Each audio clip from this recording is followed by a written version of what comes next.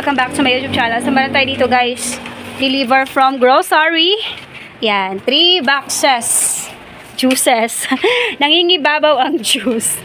So, meron tayo dito guys. Yan.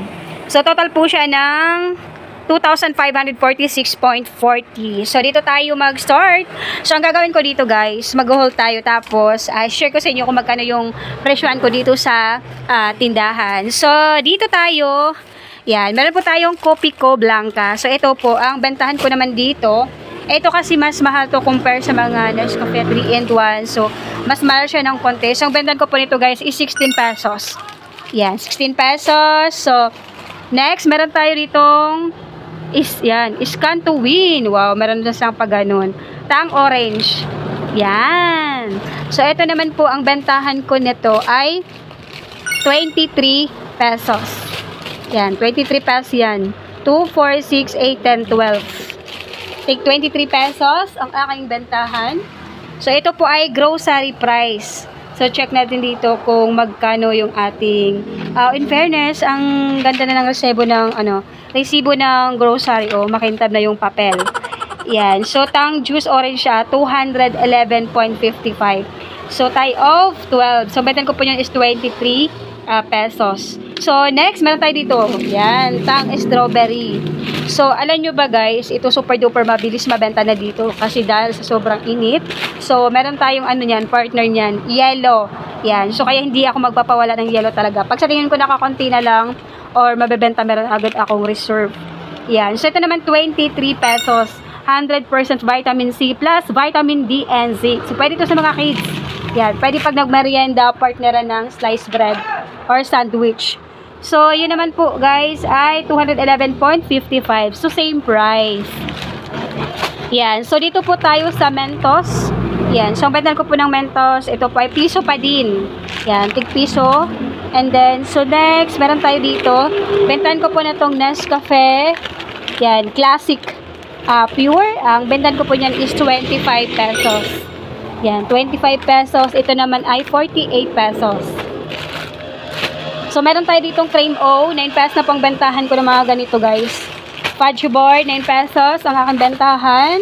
Ito naman, tignan 9 pesos na po, guys, pag mga ganito. Kasi nagpa-price increase na siya. Yan, 9 pesos. And so, next tayo, guys. Meron tayo ditong Milo. Yan. So, ang Milo ko po dito ay tig 12 pesos. Yes, tig 12 pesos na ang aking Milo. So, meron tayong Nescafe. So, pag mga ganito, bentahan ko po nito ay 15 pesos. Yan. Mas mahal kasi yung Copico Blanca compare sa mga ganito. So, ito po 15 pesos. So, meron tayo ditong 1 letter na Alfonso. Yan. Yung aking 1 letter na Alfonso, guys, is 300 pesos. 300 pesos. Check natin kung magkano yung ating bili. 270.10. So, 30 pesos lang ang akin dyan. So, benta ko po yun is 300 pesos. Lagay lang natin ulit dito, guys. Yan, para hindi makalat pag nag-display. Yan. Diba sa halagang madami na pala pag mga ganito. Tinapay. Yan. Copico Blanca. Meron kasing gustong pure. Meron din gusto yung 3-in-1 na. So, next, meron tayo dito guys na swak pack. Ang bentahan ko po ng swak pack is 15 pesos. Yan, 15 pesos ang aking bentahan ng swak pack. So, meron tayong tatlong pack. Kasi every pack, 8 pieces. 2, 4, 6, 8. Yan, 8 pieces. So, next, Copico ulit. Yan, 16 pesos ang aking Copico. So, ito yung natira 25 pesos. So, ito naman Great Taste. Yan, Great Taste Original. So, ito naman po ay tig 15. 2, 4, 6, 8, 10. Yan. 10 pieces sa isang laylay. Yan. So, meron tayo ditong CDO. Yan. So, bentahan ko po ng CDO is 33 pesos. So, ito po ay 150 grams. So, next. Yan. So, ito guys. Ito naman yung ating Colgate. Yan. So, bentahan ko po ng Colgate is 10 pesos. Ito ay mabilis din mabenta dito kasi ito po ay cavity protection. Cavity protection. So, ito kala guys. Meron tayo ditong kala. Yan. So, ang bentahan ko po nito, tig 18 pesos ang aking kala. And, meron tayo dito guys, Zone Draw Color Safe. Ang bentahan ko naman po nito is 29 pesos. So, pag mga ganito, ayun, dalawang ating laylay. So, ito, meron tayo dito. So, ito, maganda to kasi tipid. Pag mga ganito, 8 plus 1. Yan, 8 plus 1. So, tingnan ang kapal. Ang kapal ng ano. So, check natin. Bentahan ko po nito guys is 12 pesos. Yan, plus 1 na siya. 12 pesos pang bentahan ko niyan. So, ito guys, yan. So, ito po yung order natin lahat kay grocery. So, yung ating mga pinamili, ito yung mga fast-moving items dito sa tindahan. So, bihira lang ako bibili ng hindi gaano fast-moving.